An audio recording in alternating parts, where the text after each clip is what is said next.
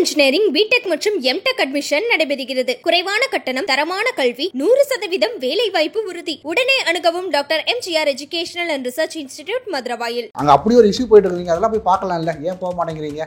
மனித தன்மையே இல்லாம வந்து போன்ல தான் பேசிட்டாரு. ஏன் சொல்றா, அது தமிழ்நாட்டில் தானே இருக்குது. முக்கியமான விஷயங்களுக்கு பார்த்தீங்கன்னா இவர் போகவே மாட்டார். காவல் நிலையம், இந்த ஸ்காட்லாந்து காவல் நிலையம், கோபாலபுரம் காவல் நிலையம் எப்படி மாறுச்சு சொல்றேன்னா, கம்ப்ளைண்ட் கொடுக்குறவன் யாரு, அது அந்த பேசிக் சென்ஸ் கூட கிடையாது. அது இப்போ நீங்கள் என்ன படிச்சு வந்திருக்கீங்க அப்படின்னா, இந்த கம்ப்ளைண்ட் கொடுத்து ஒரு மூதேவி. ஏன்னா அந்த அம்மா மேலே வந்து ஏகப்பட்ட வழக்கு இருக்குது. அதே ஒரு திருட்டு நாய் தான் சொல்லணும். ஏன்னா இவ்வளோ தூரம் பேசுகிற காரணம் என்னன்னா, இப்போ கொண்டுட்டு இன்னைய வரைக்கும் வந்து அந்த 5 பேர் வாய திறக்க மாட்டேங்கிறான். அந்த நீங்கள் யாரையா காப்பாற்ற ட்ரை பண்ணுறீங்க? யார் அந்த சாரு, யார் அந்த தம்பி, இப்போ அந்த யார் அந்த என்ன சொல்கிறது, யார் அந்த ஆஃபீஸர்? ஏன்னா அந்த அம்மா வந்து ஒரு உத்தமி கிடையாது. அது வந்து யாரையா நீ அடிச்சு கொள்றதா இருந்தால் நீங்கள் 50 லட்ச ரூபாய் கையில் வச்சுக்கிட்டு நீங்கள் காம்பன்சேட் பண்ணால் அதை அடிக்கலாமா அப்படின்னா, அடிக்கிறதுக்கு உங்களுக்கு யார் ரைட்ஸ் கொடுத்தது? இதே ஏதோ ஒரு திமுக ஒன்றிய செயலாளரோ இல்லை வந்து கிளை செயலாளரோ இல்லை வந்து ஒரு வார்டு மெம்பரோ திமுக இருக்கணும், அவன் பையன் ஒன்றால் தொட முடியுமா? நீங்கள் தானே சொல்றீங்க, நான் தான் அப்பான்னு சொல்றீங்களா? அப்பா உங்கள் பையனை ஒருத்தன் அடிச்சு கொண்டுருக்கிறான், இது விடுவீங்களாங்க? இது உங்கள் சொந்த பையனாக தான் விடுவீங்களா? இதே மாதிரி உதயநிதி பையனையே இந்த மாதிரி அடிச்சு கொண்டு வந்து ஏற்றுக்கிடுவீங்களா? அடிச்சு கொண்டு ஒருத்தர் 50 லட்சத்து ரூபா, இவர் 50 லட்சம் கொடுக்குறாங்கன்னு வைங்க, 50 லட்சத்து ரூபா ஒருத்தன் பேரம் பேசணும் ஏற்றுக்கிடுவீங்களா? இன்னைக்கு வந்து ஒட்டுமொத்த பேர் வந்து எப்படி மூடி மறைக்கலாம் தான் இருக்கிறீங்க. திருமாவளவன் ஒரு அந்த பேட்டியில் நான் பார்த்தேன். அது என்ன சொல்லி, இது நானே முதலமைச்சராக இருந்தாலும் இப்படி தான் நடத்துறேன், ஒரு அசிங்கமால் எப்படிலாம் சொல்றதுக்கு. இந்த போலீஸ் ஸ்டேஷனில் இருக்கிற பெரிய பிரச்சனை என்னன்னா, எவனையுமே மதிக்க மாட்டான். யாரை மதிப்பானா? அரசியல்வாதி மதிப்பான். அரசியல்வாதி யாரு? ரூலிங் பார்ட்டி யாரோ அவனை மட்டும் தான் மதிப்பான். திராவிட மாடல் நாயகன் மிகப்பெரிய சாதனை என்ன, நான் எதிர்பார்க்கவே இல்லைன்னு டிஆர்பி ராஜா சொல்றாரு. சாரி, ஒரு முதல்வரே சாரி கேட்டாங்க. டிஆர்பி ராஜா பையனை அடிச்சு கொண்டுட்டு சாரி சொன்ன ஒத்துக்கிடுவீங்களா நீங்க? ஒரு சிறுபான்மையினருக்கு இதே மாதிரி நடந்தால் நீங்கள் எப்படி இருந்துரும்? தமிழ்நாடு எப்படி வந்துருக்கும்? கொந்தளிச்சிடும். அப்போ அதுக்கு எத்தனை பேர் சப்போர்ட் பண்ணுறீங்க? நிறைய பேர் பார்த்தீங்கன்னா அந்த வாயை வாடகை கூட்டு பிழைக்கிறவங்க எவனுமே வரவே இல்லையே.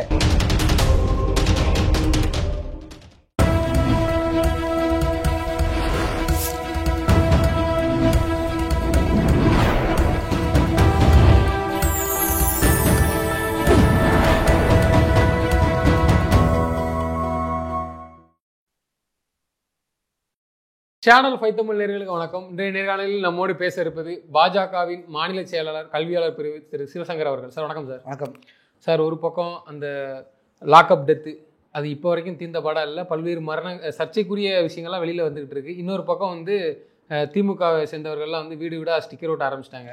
நம்ம அந்த ஓரணியில் திரள்வோங்கிற சொல்கிறீங்கன்னு நினைக்கிறேன். என்ன பொறுத்தளவு ஓரணியில் திரள்வோங்கிறது ஓரணியில் திருடுவோங்கிறத நான் சொல்லுவேன். இவங்க வந்து ஒட்டுமொத்தமாக எல்லாரையும் ஒரே கூட்டத்துக்கு கீழே கொண்டு வந்து எப்படி கொள்ளையடிக்கலாம், அதுதான் அவங்களோட பிளான்.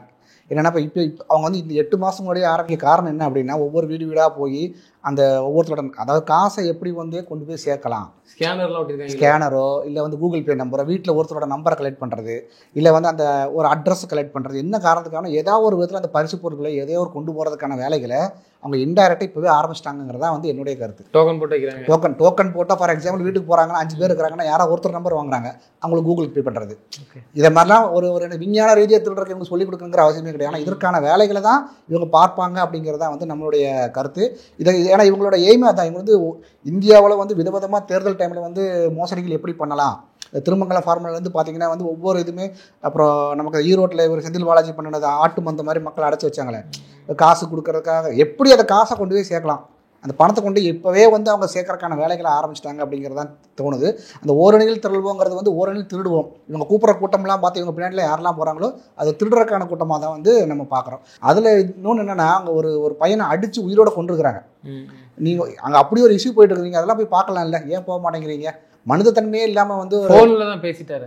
ஏன் சொல்கிறா, அது தமிழ்நாட்டில் தானே இருக்குது. முக்கியமான விஷயங்களுக்கு பார்த்தீங்கன்னா இவர் போகவே மாட்டார். வேங்கை வயலுக்கு போகலை, இதுக்கு போகலை. இதெல்லாம் உங்களுக்கு, அதாவது இதை வந்து சென்சிட்டிவான விஷயங்கள், அந்த சென்சிட்டிவான விஷயங்களுக்கு வந்து நீங்கள் ஏன் போக மறுக்கிறீங்க? அது ஒன்றும் அவுட் ஆஃப் இந்தியாவில் இல்லையே. ஆனால் சாரி கேட்டதே பெருமையாக சொல்லிட்டு இருக்காரு. கரெக்டான, நான் எதிர்பார்த்தேன் நீங்கள் இந்த கேள்வி வரும். சாரி வந்து இவர் இங்கே மட்டும் கேட்கல, இவர் வந்து எப்போ ரொம்ப வருஷமாக சாரி கேட்டுட்டு இருக்கிறாரு. அந்த பிரியாணி கடையில் வந்து சாரி கேட்க ஆரம்பிச்சார். சாரி கேட்டுக்கிட்டே அதான் சொல்கிறாரு, அது அவங்களுக்கு தெரியும் தப்பு பண்ணியிருக்காங்கன்னு தெரியுது இல்லை, சாரி கேட்கறதுக்கு உங்களுக்கு ஒரு கூச்சமாக இல்லையா? ஏன்னா வந்து இந்த தவறு வந்து முதல் முறையாக நடந்திருந்துன்னு வைங்களேன். ஃபார் எக்ஸாம்பிள் ஒரு தமிழ்நாட்டில் இந்த இஷ்யூ வந்து ஃபஸ்ட் டைம் நடக்கும்போது அப்படின்னா அது வந்து யாரால எதுவும் தெரியாது. சார் இது வந்து ஃபஸ்ட் டைம் நடக்குது, சரி ஏதோ ஒரு தெரியாமல் நடந்துச்சு நீங்கள் சொல்லலாம். இது வந்து 25வது மரணமும் 24வது மரணமும் நடக்குது. எப்போ நீங்கள் ஆட்சிக்கு வந்ததுக்கப்புறம் 2021 அப்புறம் இது 25வது மரணம். அப்போ நீங்கள் என்ன இந்த ஏற்கனவே நடந்த மரணங்கள் இதுக்கு நீங்கள் என்ன ஒரு படிப்பினையை கற்றுக்கிட்டீங்க? ஏற்கனவே ஒரு தவறு நடக்குதுன்னா தவறுகள் வந்து நீங்கள் திருத்தணும் இல்லை, நீங்கள் திருத்தின மாதிரியே இல்லையா? இந்த விக்னேஷ்னு ஒரு பையனை அடித்து கொண்டாங்க, அந்த குதிரை ஓட்டுற பையன், அந்த பையனை அடித்து கொண்டு இதே மாதிரி தான் அந்த டைமில் தான் வந்து சங்கர் ஜிவால் வந்து அவர் வந்து கமிஷனராக இருந்தார், ஆனால் அவருக்கு ப்ரொமோஷன் தான் கொடுத்தீங்க. இதை மாதிரி தான் நீங்கள் பண்ணுறீங்க. நீங்கள் இவங்க செலக்ட் பண்ணுற ஆளை பார்த்தீங்கன்னா யாரை இவங்க வந்து என்ன சொல்கிறது ப்ரொமோட் பண்ணுறதோ நெக்ஸ்ட் ஸ்டேஜுக்கு கொண்டு வர ஆளை பார்த்தீங்கன்னா அவங்களோட ஹிஸ்ட்ரி எப்படி இருக்குன்னா இதை மாதிரி தான் இருக்கும். நீங்கள் அதாவது இவங்கள கேட்கறதுக்கு யாருமே இல்லை அப்படிங்கிறத இவ்வளோ தூரம் அடிச்சு கொள்றீங்க. நான் என்ன சொல்லணும்னா அந்த பையன் திருடுனாரா திருடலையோ, நான் என்ன சொன்னேன் அதுவே ஒரு என்னை பொறுத்தளவு என்ன சொன்னால் அது ஒரு ஃபேக்கு தான். ஃபேக் கம்ப்ளைண்ட்டுக்கு வந்து ஏதோ ஒரு ஈகோயிஸ்டில் ஸ்டார்ட் ஆகி, ஏன்னா அந்த அம்மா வந்து ஒரு உத்தமி கிடையாது, அது வந்து என்ன சொல்கிறது சீதேவியோ மூதேவியோ அது ஒரு மூதேவின்னு தான் சொல்லுவேன். எதுக்காக நான் இவ்வளோ கோபமாக நம்ம சொல்கிறோம் அப்படின்னா அவர் பையனை அப்படி அடித்து கொண்டு இருக்கிறாங்க, எந்த முகாந்திரமே கிடையாது. அப்போ நீங்கள் அந்த நகை எங்கே போச்சு, உண்மையாகவே நகை இருந்ததா இல்லையா? நீங்கள் நான் நம்ம பல தடவை நம்ம பேட்டியில் சொல்லியிருக்கோம், உங்களால் ஒரு சிஎஸ்ஆர் காப்பி கூட வாங்க முடியும் நான் பல தடவை நான் சொல்லியிருக்கிறேன். இந்த இன்டர்வியூலாம் சரி நிறைய இன்டர்வியூ நான் சொல்லியிருக்கிறேன். நீங்கள் போய் ஒரு கம்ப்ளைண்ட் கொடுக்குறீங்க அப்படின்னா நம்ம கொடுக்குற கம்ப்ளைண்ட்டே எடுக்க மாட்டாங்க. இவன் கம்ப்ளைண்ட்டே கொடுக்கல. நீங்கள் அந்த அண்ணா நகர் கேஸில் பார்த்தீங்கன்னா அந்த பொண்ணை பாதிக்கப்பட்ட பொண்ணுக்கு பேரண்ட்ஸ் போய் நிற்கிறாங்க, அந்த பேரண்ட்ஸை தான் அடித்து வச்சுக்கிறாங்க அந்த இன்ஸ்பெக்டர், அவர் லேடி இன்ஸ்பெக்டர். அப்போது ஒருத்தவங்களுக்கு பாதிப்பு என்ன சொல்கிறது ஒரு என்னை காப்பாற்றுங்கன்னு யார் போய் நிற்கிறாங்களோ அவங்களாலையும் அதை காப்பாற்ற மாட்டாங்க. இவங்களுக்கு யார் தேவையோ அந்த இன்ஸ்ட்ரக்ஷன் யாருக்கிட்ட இருந்து வருதோ அவங்களுக்கு தான் இப்படி சப்போர்ட் பண்ணுறாங்க. இது வந்து ஃபஸ்ட் இன்சிடென்ட்னா வந்து நம்ம ஏதோ ஒரு சரி ஓகே தெரியாமல் நடக்கும், ஆனால் ஃபஸ்ட் இன்சிடென்ட் இது கிடையாது. 25வது ஹைகோர்ட்டு வந்து என்ன சொல்கிறது டேரெக்டாக மானிட்டர் பண்ணுறாங்க. ஹைகோர்ட் மானிட்டர் பண்ணலை அப்படின்னா ஏடிஎம்கே தான் வந்து அந்த ஃபஸ்ட் கேஸை வெளியே கொண்டு வராங்க, கேஸ் ஃபைல் பண்ணுறாங்க, அதை வந்து ஃபார்வர்டில் கொண்டு வராங்க. இது ரெண்டுமே இல்லை. இப்போ இவங்க வந்து ரெண்டுமே இல்லைன்னா அந்த கேஸ் ஒன்றுமே இல்லாமல் என்ன சொல்கிறது மூடி மறைச்சிருப்பாங்க. இவங்க என்ன சொல்கிறாங்க, நாங்கள் உடனடியாக நடவடிக்கை எடுத்துக்கிட்டோம்னு சொல்லுங்க. நீங்கள் என்ன நடவடிக்கை எடுத்தீங்க? நடவடிக்கைன்னு இமீடியட்டாக நீங்கள் வந்து அத்தனை பேரையும் வந்து சஸ்பெண்ட் பண்ணி எல்லாத்தையும் செஞ்சிருக்கணும். இல்லை ஆராசா பேசின பேச்சு கொஞ்ச நாளாக இந்த ரீல்ஸ்லாம் உலா வந்துட்டு இருக்கு, அதை பார்த்தீங்களா? என்ன நீங்கள் சொல்லுங்கள். ஏடிஎம்கே பீரியட்ல வந்து இந்த ஆமாம் நீங்கள் அதாவது இவங்க ஆட்சியில் இருக்கும்போது ஒன்று சொல்கிறாங்க, ஆட்சியில் இல்லாத இது வந்து இவங்க வந்து யூஸ்ஃபுல்லாக பண்ணக்கூடியது தான். இல்லை அந்த வாயில இப்போ வாயை திறக்காதுல ஆராசம் மட்டும் இல்லை, அந்த டைமில் யாரெல்லாம் பேசுகிறாங்களோ யாராக வாயை திறந்துருக்காங்களா? நான் என்ன சொல்ல நீங்கள் எத்தனை பேர் அந்த ஸ்பாட்டில் போய் பார்த்தாங்க?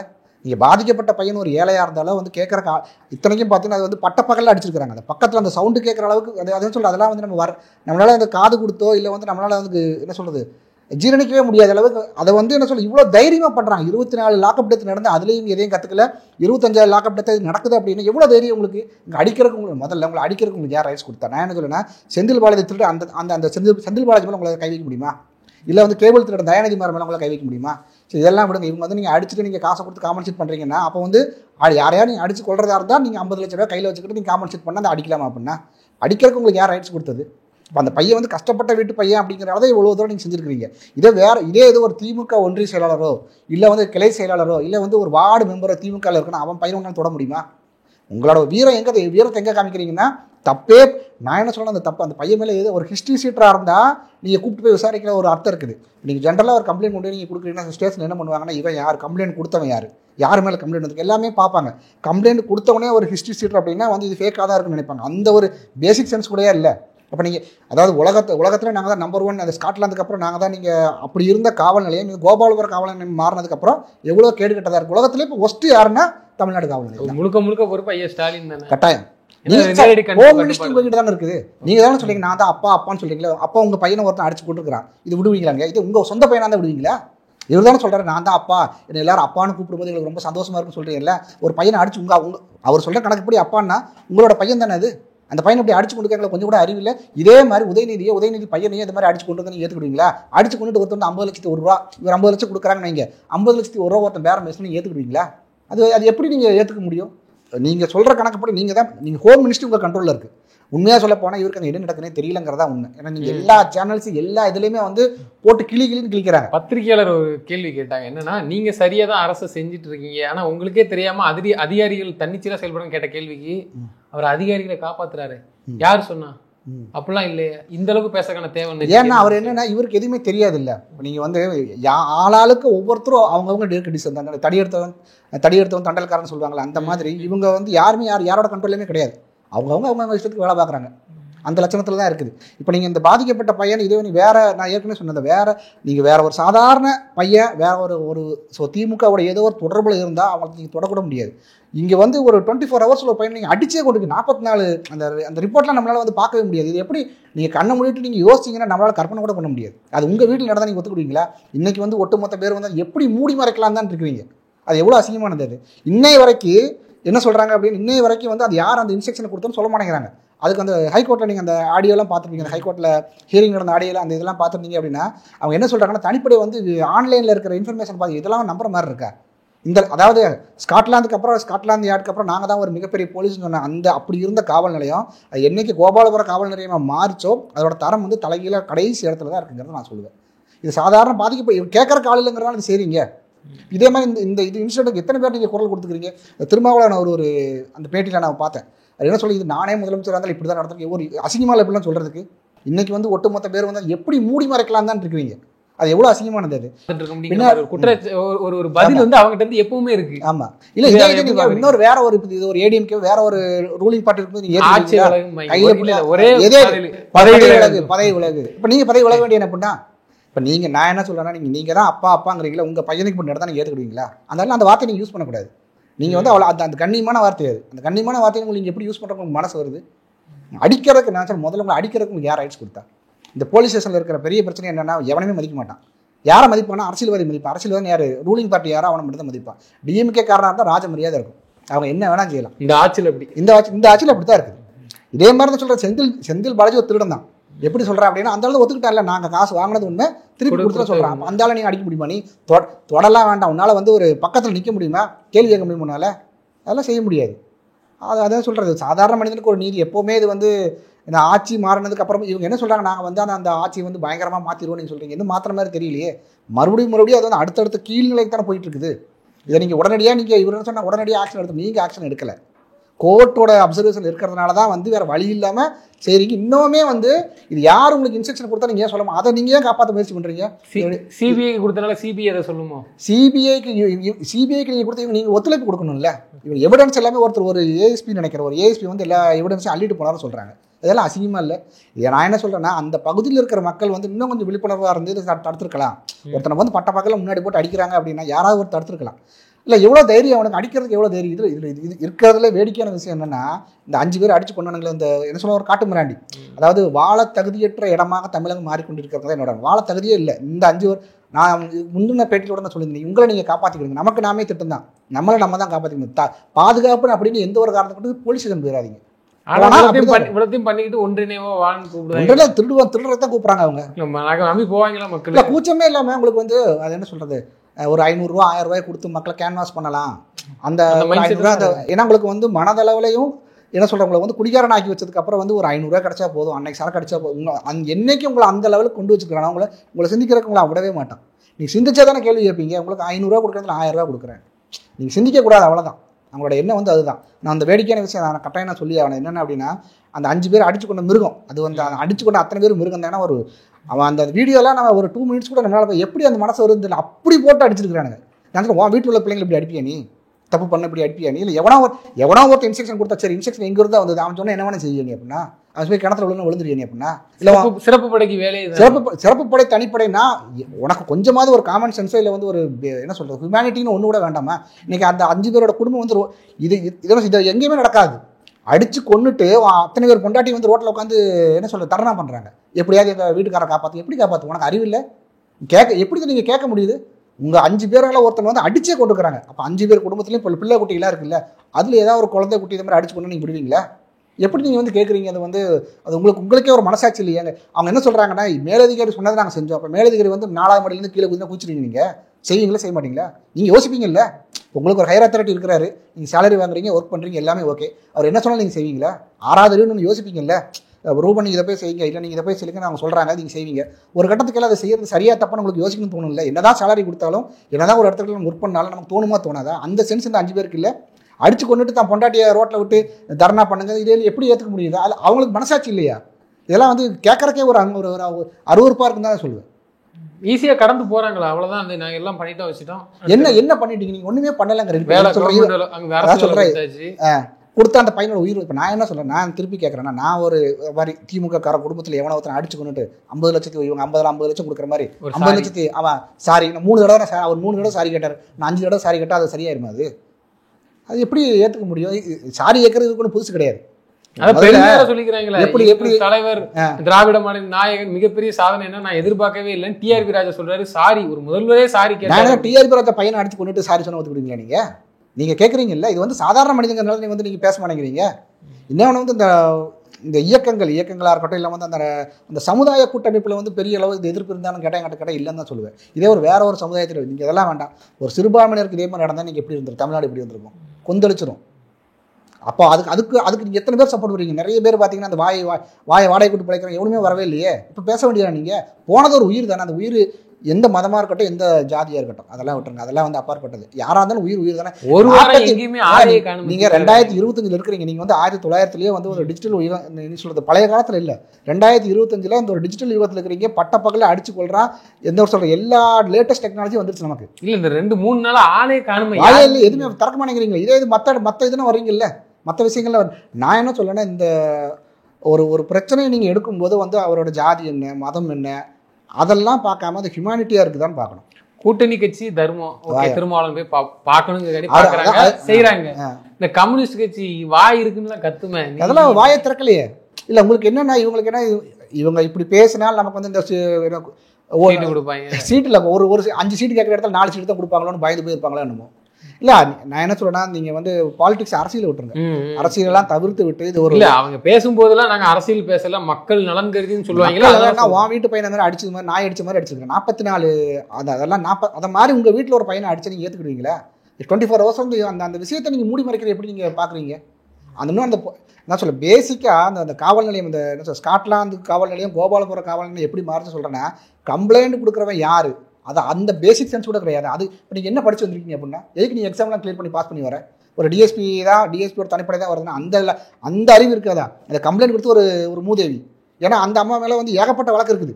அதே ஒரு திருட்டு நாய் தான் சொல்லணும். ஏன்னா இவ்வளோ தூரம் பேசுகிற காரணம் என்னன்னா, ஒரு கடந்த 2 நாளாக பார்த்தீங்கன்னா அந்த அம்மா மேலே இருக்க அத்தனை கேஸுமே வருது வெளியே. அப்போ அந்த கம்ப்ளைண்ட் கொடுத்தவங்க மேலேயே நீங்கள் வந்து அதுவே வந்து ஒரு 420 அந்த 420 கொடுக்குற கம்ப்ளைண்ட் நீங்கள் வந்து யோசிப்பீங்களா? ஒரு நல்ல டேலண்டான போலீஸ் ஆஃபீஸர் அப்படின்னா, நீங்கள் வந்து ஒரு நல்ல ஒரு இன்ஸ்பெக்டராக இருந்தாங்க அப்படின்னா, ஒரு கம்ப்ளைண்ட் கொடுக்குறீங்கன்னா ஃபஸ்ட் டைம் பார்ப்பது யார் கொடுத்துக்கிட்டா பார்ப்பாங்கல்ல. அந்த இதை விட நீங்கள் பார்க்கலாம். எங்கேயோ எவனோ ஒருத்தர் ஃபோன் பண்ணாங்கிறக்காக நீங்கள் ஒரு 5 பேர் அனுப்பி நாய் அடிக்கிற மாதிரி அடிச்சு கொண்டுட்டீங்க அப்படின்னா அது எப்படி ஏற்றுக்க முடியும்? இப்போ கொண்டுட்டு இன்னைய வரைக்கும் வந்து அந்த 5 பேர் வாயை திறக்க மாட்டேங்கிறான். அந்த நீங்கள் யாரையே காப்பாற்ற ட்ரை பண்ணுறீங்க? யார் அந்த சாரு, யார் அந்த தம்பி, இப்போ அந்த யார் அந்த என்ன சொல்கிறது, யார் அந்த ஆஃபீஸர், யார் அந்த சாரு, அதுக்கும் பதில் வரல. யார் அந்த தம்பி, அதுக்கும் பதில் வரல. யார் அந்த ஆஃபீஸர்? நீங்கள் இப்படியே போடுங்க, யார் அந்த ஆஃபீஸர்? நீங்கள் என்ன சொல்ல, இந்த 5 பேரும் இவன் தானா வந்து யாரோ போய் செய்வாங்களா? யாரோ ஒருத்தரோட இன்ஸ்ட்ரக்ஷன் இல்லாமல் செய்ய முடியாது. ஜென்ரலாகவே இவங்க வந்து ஒரு தனிப்படையில் இருக்கிறாங்கன்னா டிஎஸ்பினா, இப்போ டிஎஸ்பி மேலே ஏஎஸ்பி, தென் எஸ்பி இருக்கிறாங்க, டிஐஜி, ஐஜி, அதுக்கு மேலே ஒரு ஏடிஜிபி, இந்த டிஜிபி இருக்கிறாங்க. இப்போ இந்த இன்ஸ்ட்ரக்ஷன் இப்போ அவங்க எங்கேருந்து வந்து இன்னே வரைக்கும் அது வந்து அவங்க வாய் திறக்கவே இல்லை. இவங்க அந்த 5 பேரோட மனைவி, அந்த குடும்பத்தார்கள் வந்து நீங்கள் தரணா பண்ணுறீங்களா? உங்கள் வீட்டுக்கார்ட்ட சொல்லுங்கள். நீங்கள் வீட்டுக்கார்ட்ட வந்து நீங்கள் உண்மையை சொல்லுப்பான்னு சொல்லுங்கள். ஏன் வாய் திறக்க மாட்டேங்கிறீங்க? அங்கேயே உங்களுக்கு வாய் வர மாட்டேங்குது. நீங்கள் ரோட்டில் உட்காந்து கத்துறீங்க. நீங்கள் அந்த 5 பேர் குடும்பத்தில் ஒரு பையன் ஒரு உண்மை அதனால கிடைச்சது. மேலதிகாரி சொல்லி தான் என் கணவர் பண்ணிட்டாங்க. அந்த மேலதிகாரி யார்? அதான் சொல்லு, நான் யார் அந்த ஆஃபீஸர்? அந்த ஆஃபீஸர் யாருங்கிற பதில் சொல்லுங்கள். இன்னொன்று, இது 25வது லாக்அப் டெத்து. நீங்கள் ஒரு லாக்அப் டெத்து ஒரு இடத்துல பிரச்சனை நடக்குன்னா அதை நீங்கள் அந்த படிப்பினையும் கற்றுக்கிட்டு ஒரு கவர்மெண்ட் நல்ல பேர் வாங்கணும்னா அது உடனடியாக அந்த பிரச்சனை சரி பண்ணி இன்னும் அந்த பிரச்சனை வராமல் பார்க்கணும். இல்லை அது எப்படி 25 தடவை வருது? இப்போ 25 தடவை வர வரைக்கும் என்ன பண்ணிட்டு இருக்கீங்க அப்படின்னா, ஏன்னா எதுவுமே உங்கள் கண்ட்ரோலில் கிடையாது. அவன் இஷ்டத்துக்கு வேலை பார்க்குறான். அவன் நினச்சா யாரை, அதான் நினச்சா போலீஸ் நினச்சா யாரை வேணால் நல்லவனாக்க முடியும், கெட்டவனாக்க முடியும். இந்த சினிமாவில் நம்ம நிறைய டயலாக் பார்த்துருப்போம். அதே மாதிரி தான் இருக்குது.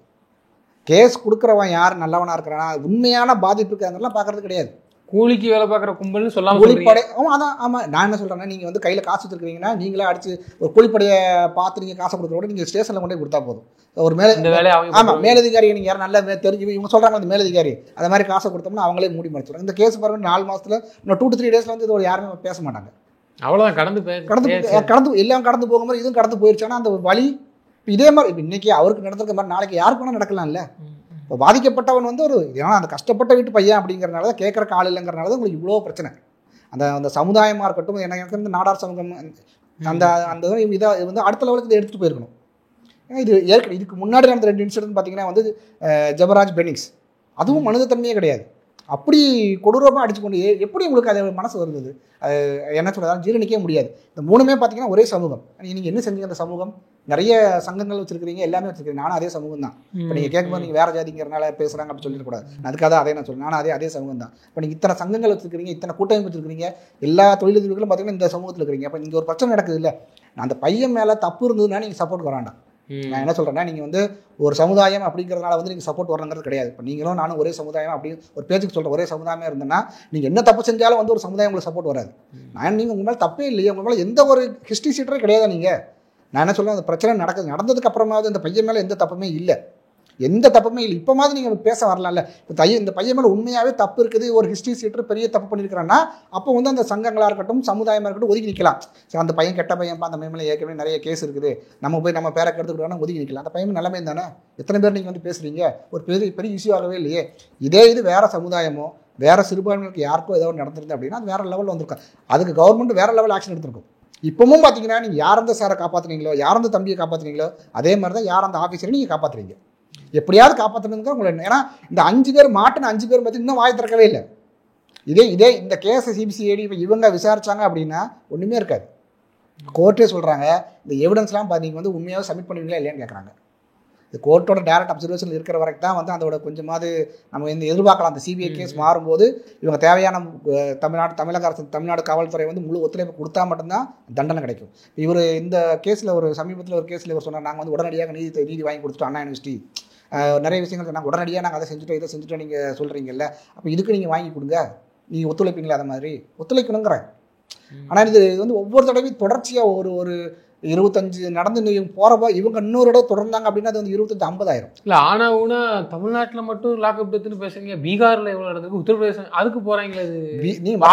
திமுக வாடகை வாய்ப்பு, அதாவது மற்ற ஸ்டேட் ஏன் பேசுறீங்க? உங்களுக்கு வாய்ப்பு கிடைச்சிருக்குதுங்க, தமிழகத்தை ஆள்வதற்கு உங்களுக்கு வாய்ப்பு கிடைச்சது. அவங்க சொல்லக்கூடிய பதில் இதாக தான் இருக்கு. என்ன நீங்க லாக்அப் டெத் இங்கே பேசுறீங்க, பீகார்ல என்ன நடக்குது தெரியுமா, உத்தரப்பிரதேசில் என்ன நடக்குது தெரியுமா, அங்கங்கே போறாங்களா? நீங்க மற்ற ஸ்டேட்டை பார்க்கல இந்த அளவுக்கு கொடூரமா இருக்கா இல்லை. நீங்க வந்து ஒரு தப்பே பண்ணாத ஒரு மனுஷனை யாரோ ஒருத்தர் ஃபோன் பண்ணி சொன்னாங்க அப்படிங்கிற, நீங்க ஃபோன் பண்ணி சொன்னாங்க ஒரே ஒரு வாதத்துக்காக வந்து நீங்க எடுத்துக்கூட அடிச்சு நீங்க கொண்டிருக்கிறீங்க அப்படின்னா நீங்க ஒவ்வொரு லாக்அப் டெத்தையும் பாருங்க, அங்கே நடந்திருக்கு அப்படின்னா அதுவும் கண்டிக்கத்தக்கது தான். எங்க நடந்தாலும் சரி, தமிழ்நாடு இருந்தாலும் சரி, ஆந்திராவாக இருந்தாலும் எங்க நடந்தாலும் தப்பு தான். இது வந்து நீங்க கேஸ் கூட ஃபைல் ஆகலை. இதோட கேஸ் பார்த்தீங்கன்னா ரொம்ப வித்தியாசமானது.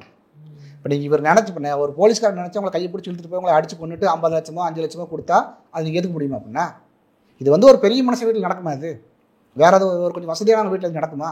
கேட்குற காலில் தானே அடிச்சு கொண்டு இருக்கிறீங்க. நீங்கள் சிம்பிளாக ஃபோன் பண்ணி சாரி அப்படின்னா இது எப்படி ஏற்றுக்க முடியும்? இதே மாதிரி திமுக காரன் குடும்பத்தில் எவனோ ஒருத்தனை அடிச்சு உடச்சி மண்டையை உடச்சி கொண்டுட்டு நான் வந்து சாரி சொன்னால் நீங்கள் ஏற்றுக்கிடுவீங்களா?